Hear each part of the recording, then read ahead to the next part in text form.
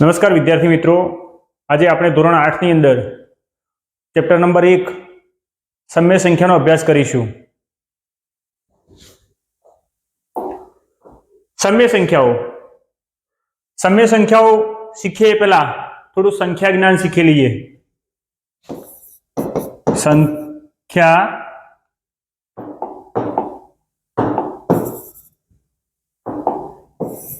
સંખ્યા જ્ઞાન. સંખ્યા કેટલી છે, કઈ કઈ છે? પ્રાકૃતિક સંખ્યા,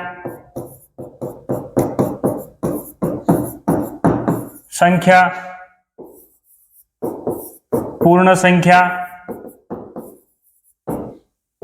પૂર્ણાંક સંખ્યા.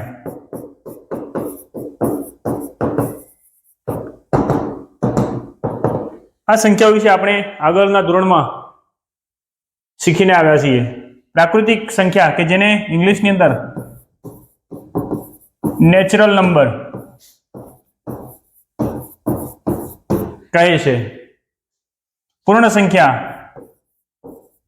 હોલ નંબર જેને કહે છે. પૂર્ણાંક સંખ્યા, તો પૂર્ણાંક સંખ્યાની અંદર ધન સંખ્યા, ઋણ સંખ્યા અને શૂન્ય. તો જોઈએ પ્રાકૃતિક સંખ્યામાં કઈ સંખ્યા આવે? તો 1, 2, 3, 4, 5 આમ લખતા જઈએ તો ઇન્ફિનિટિવ સુધી એ આવેલી છે કે જેને દર્શાવવા માટે n સંખ્યાનો ઉપયોગ કરીએ છીએ. કૌંસની અંદર 1, 2, 3 આમ લખતા ઇન્ફિનિટિવ. પૂર્ણ સંખ્યા, તો પૂર્ણ સંખ્યાની અંદર વધારે શું જોવા મળે છે? તો 0 થી સ્ટાર્ટ થાય છે. 0, 1, 2, 3 એ પણ લખતા ઇન્ફિનિટિવ સુધી લખી શકાય છે. એને દર્શાવવા માટે W 0, 1, 2, 3 ઇન્ફિનિટિવ. અને પૂર્ણાંક, તો પૂર્ણાંકની અંદર 1, 2, 3 પછી 0, -1, -2, -3 આવી સંખ્યા આવેલી હોય છે.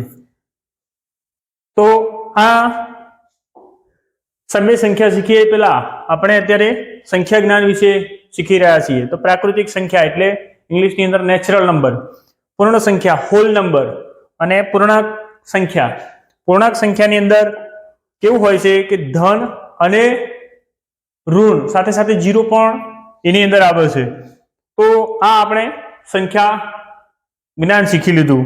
હવે આગળ જઈએ. સમય સંખ્યા, તો સમય સંખ્યા કોને કહેવાય? તો પેલા એ શીખીએ. સમય સંખ્યા એટલે એની વ્યાખ્યા શું થશે? જે સંખ્યાને p/q સ્વરૂપે દર્શાવી શકાય, જ્યાં p અને q એ પૂર્ણાંક સંખ્યા, ખાસ પૂર્ણાંક એટલે આપણે આગળ જોયું 1 કહેવાનો મતલબ ધન, 0 ઋણ, જ્યાં ખાસ q બરાબર 0 નથી, q is equal to not 0, કે જ્યાં q 0 ના હોઈ શકે. p/q સ્વરૂપે ગણિતની અંદર અમુક સંખ્યાઓને દર્શાવવા માટે સ્પેશિયલ સિમ્બોલનો ઉપયોગ કરવામાં આવશે. તો અહીંયા પણ p/q સ્વરૂપે દર્શાવી શકાય છે. ઉદાહરણ તરીકે 4/5 4/5 તો એ આને કહેવાય છે p આને કહીશું ક્યુ. તો પી ભાગ્યા ક્યુ સ્વરૂપે દર્શાવી શકાય છે. તો આવી સંખ્યાને શું કહીશું? સમય સંખ્યા. સમય સંખ્યાની વ્યાખ્યા શું છે? જે સંખ્યાને પી ભાગ્યા ક્યુ સ્વરૂપે દર્શાવી શકાય છે કે જ્યાં પી અને ક્યુ પૂર્ણાંક સંખ્યા છે. ખાસ અહીંયા પૂર્ણાંક સંખ્યા. તો પૂર્ણાંક સંખ્યામાં શું આવશે? ધન, શૂન્ય અને ઋણ. આ ખાસ જોવાનું. સાથે સાથે ક્યુ બરાબર અથવા ક્યુ ઇઝ ઇક્વલ ટુ નોટ 0, જ્યાં ક્યુ 0 હોઈ શકે નહીં. હવે જોઈએ આપણા ચેપ્ટરની અંદર આગળ વધીએ તો સમય સંખ્યાનો ગુણધર્મ. કોઈ પણ સંખ્યા હોય તો એનો કંઈક ને કંઈક ગુણધર્મ હોય. તો અહીંયા સમય સંખ્યાના ગુણધર્મ. સમય સંખ્યાના ગુણધર્મ કેટલા છે આ પ્રકરણની અંદર? તો આ પ્રકરણની અંદર સમય સંખ્યાના બે ગુણધર્મ છે. એક છે સમવૃતતા, સમવૃતતા, અને બીજો છે જૂથનો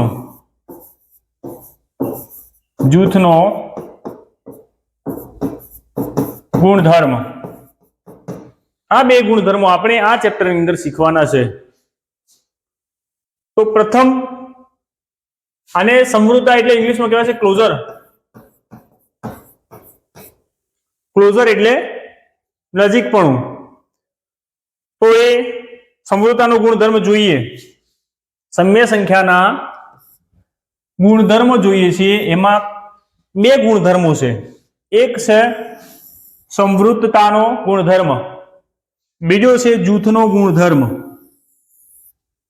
આ બે ગુણધર્મો વિશે આપણે શીખવાનું છે. તો જોઈએ સમવૃતતા નો ગુણધર્મ. આ જે સમવૃતતાનો છે ગુણધર્મ એ જે આગળ સંખ્યા જ્ઞાનની અંદર જોયું, પૂર્ણ સંખ્યા, પૂર્ણાંક સંખ્યા, પ્રાકૃતિક સંખ્યા, જે આગળ સંખ્યા આપણે જોઈ છે એ સંખ્યાની અંદર કેવી રીતે પોતાનો ગુણધર્મ દર્શાવે છે જોઈએ. પૂર્ણ સંખ્યા માટે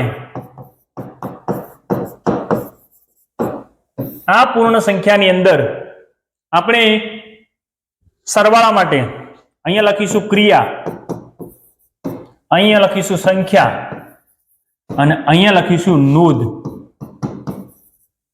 નોંધ એટલે કઈ બતાવે છે, ગુણધર્મ બતાવે છે કે નહીં, કઈ અન્ય દર્શાવે છે કે કેમ, તો એ નોંધની અંદર આપણે એને લખીશું. અને અહીંયા જે પૂર્ણ સંખ્યા છે, પૂર્ણ સંખ્યા, એની અંદર સરવાળા માટેનો ગુણધર્મ જોઈએ.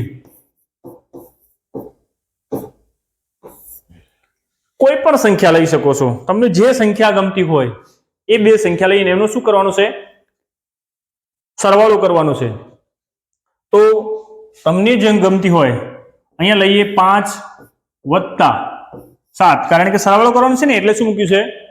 વત્તા, બરાબર શું જવાબ આવે છે? 7 ને 5 12. તો 5 એ પૂર્ણ સંખ્યા છે? તો હા, 5 એ પૂર્ણ સંખ્યા છે. કેમ? તો આપણે આગળ જોયું કે પૂર્ણ સંખ્યાની અંદર શું આવે છે? 0, 1, 2, 3, 4, 5, આમ અનંત સુધી આવે છે.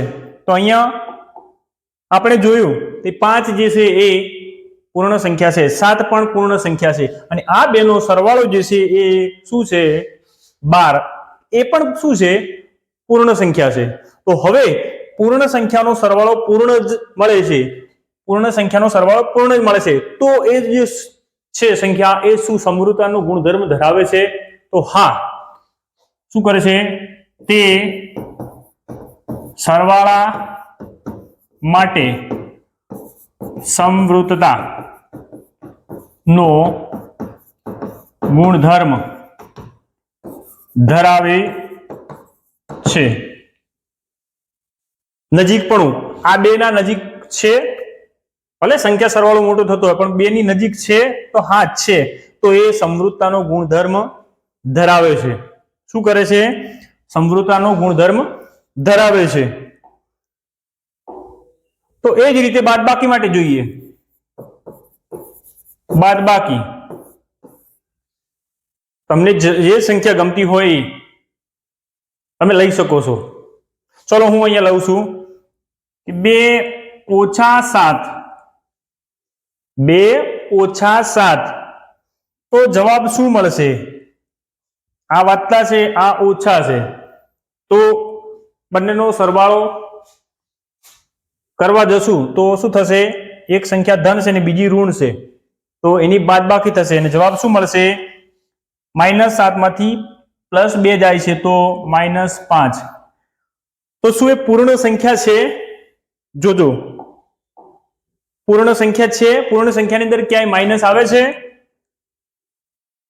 નથી આવતું ને. તો પૂર્ણ સંખ્યાની અંદર અહીંયા માઇનસ આવતું નથી. તો શું એ સમવૃત્તાનો ગુણધર્મ ધરાવે છે? સમવૃત્તાનો ગુણધર્મ ધરાવે છે?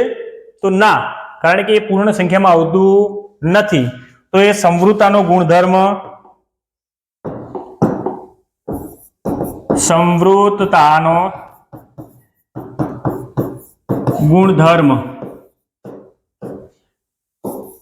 ધરાવતું નથી. પણ આના બદલે જો આપણે બાદબાકીની અંદર 8 ઓછા 2 બરાબર 6, જવાબ 6 મળે છે. તો એ વખતે શું થશે? તો એ વખતે 6 જે છે એ શું કરે છે? તો 6 પૂર્ણ સંખ્યા છે, તો એ પૂર્ણ સંખ્યા સમવૃત્તાનો ગુણધર્મ ધરાવે છે. બરાબર.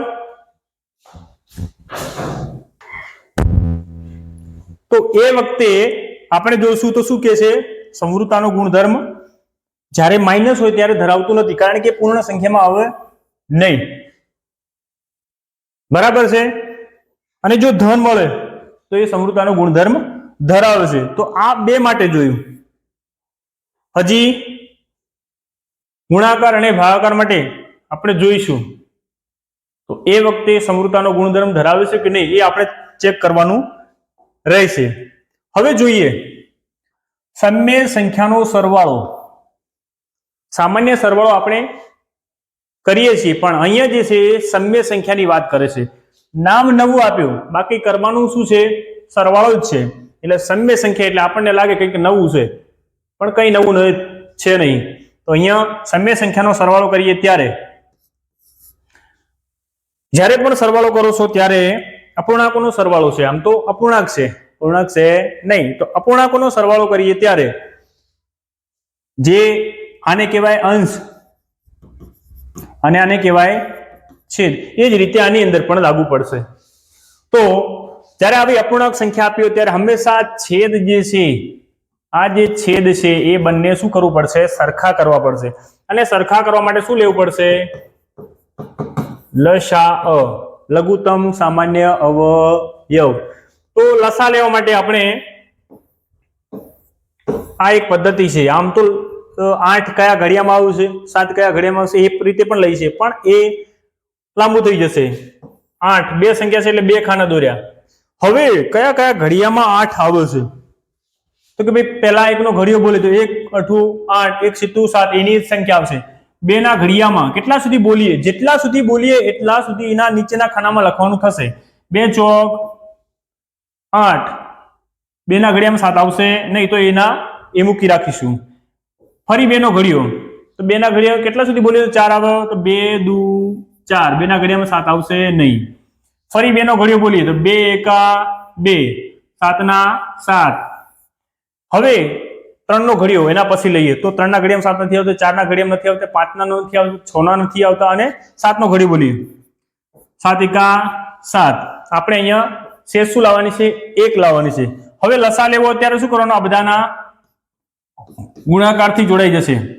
2 ગુણ્યા 2 ગુણ્યા 2, જેટલી સંખ્યા એટલી લખી દેવાની.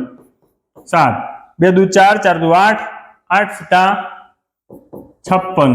આપણો લસા કેટલો આવ્યો? 56 લસા આવ્યો. મતલબ હવે છેદની અંદર કેટલા મૂકવાના થશે? 56.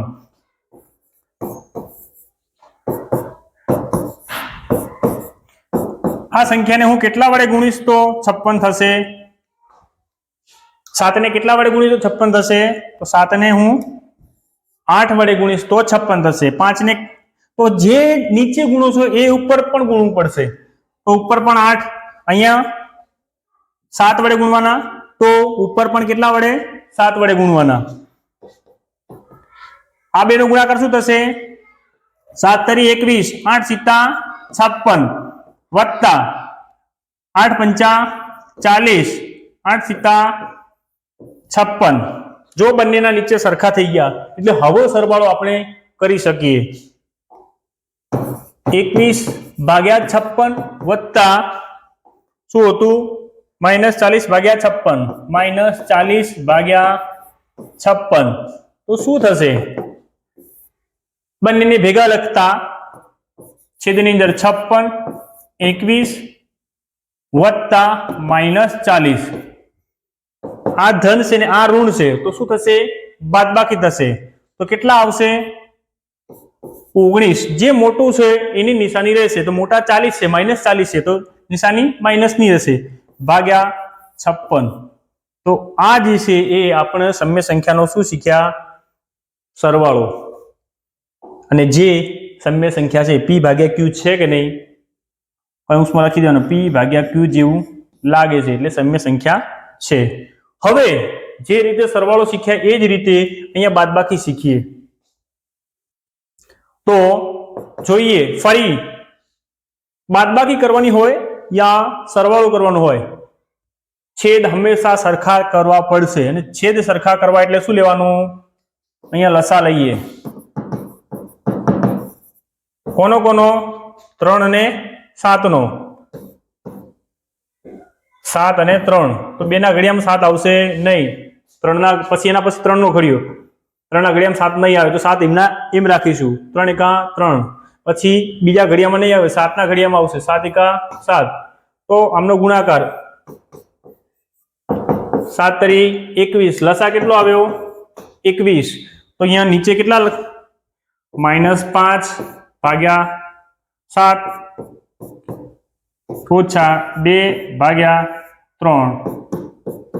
7 ને હું કેટલા વડે ગુણીશ તો 21 થશે, કારણ કે લસા આવ્યો છે એ 21 છે. તો 7 ને 3 વડે, તો 5 ને પણ કેટલા વડે ગુણીશું? 3 વડે. 3 ને કેટલા વડે ગુણીશ તો 21 થશે? 7 વડે. તો ઉપર પણ કેટલા વડે ગુણવાના? 7 વડે.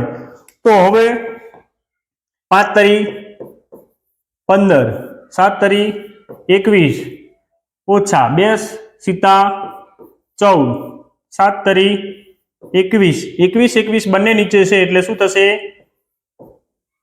-15 -14, બંને માઇનસ માઇનસ છે એટલે સરવાળો થઈ જશે. શું આવશે?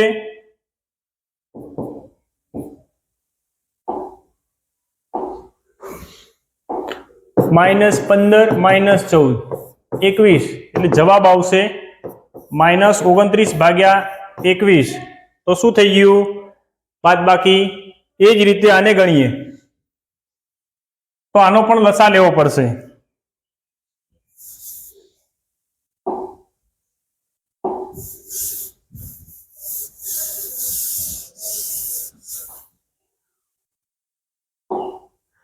તો લસા લેતા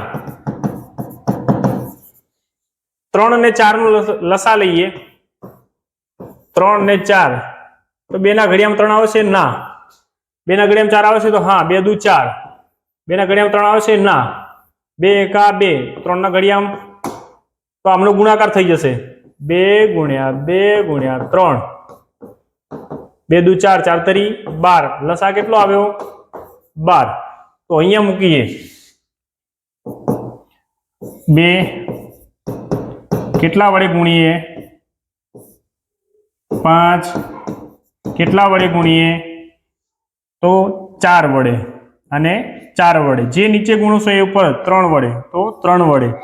શું થશે કે અહીંયા 8 ગુણાકાર 4 તરી 12, 5 તરી 15, 4 તરી 12. જો બંને નીચે સરખા થઈ ગયા છે ફરી ભેગા લખીશું અને બાદબાકી કરીએ તો 8 ઓછા 15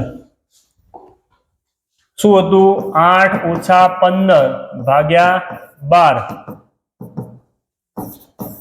તો -7/12 આ પણ P ભાગ્યા Q સ્વરૂપે છે, તો એ પણ સમય સંખ્યા છે અને આપણે શીખી પણ રહ્યા છીએ સમય સંખ્યાની બાદબાકી.